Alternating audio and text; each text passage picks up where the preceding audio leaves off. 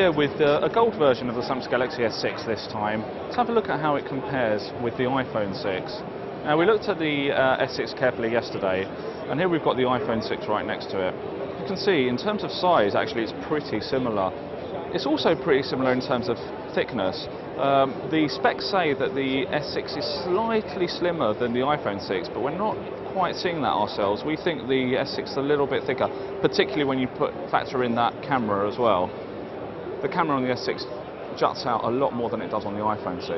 The Samsung Galaxy S6 has a octa-core Exynos processor powering it.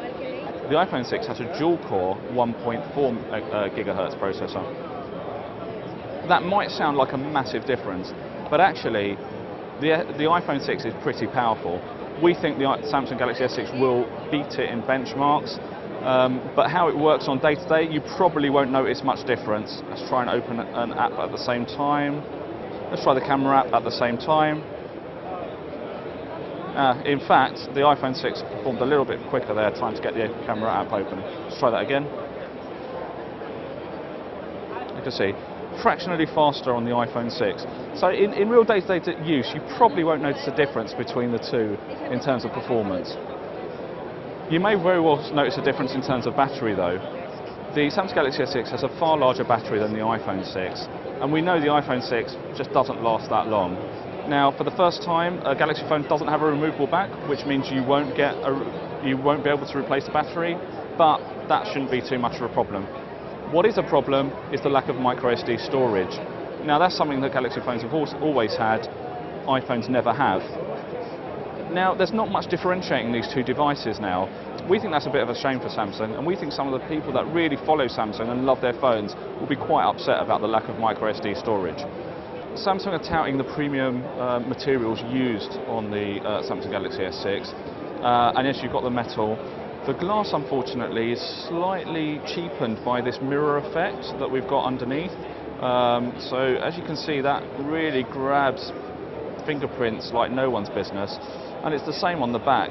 This was very clean when we started using it, and within a few seconds it's full of smudges. So in terms of the design front, we think the iPhone 6 wins out.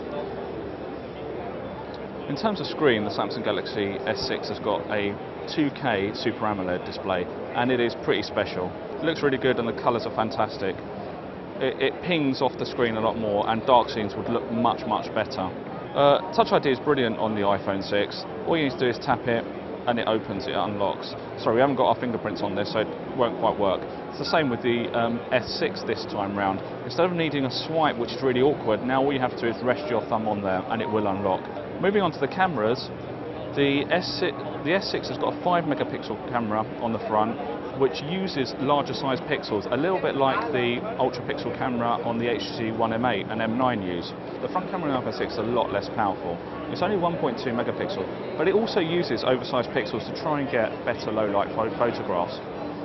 Similar story on the back. There's a 16 megapixel camera on the Samsung Galaxy S6, but only an 8 megapixel camera on the iPhone 6.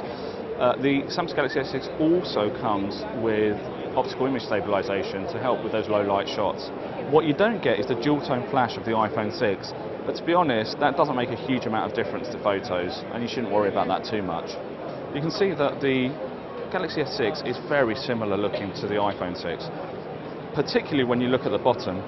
The drilled holes for the speakers look very similar, as does the 3.5mm jack for the headphones.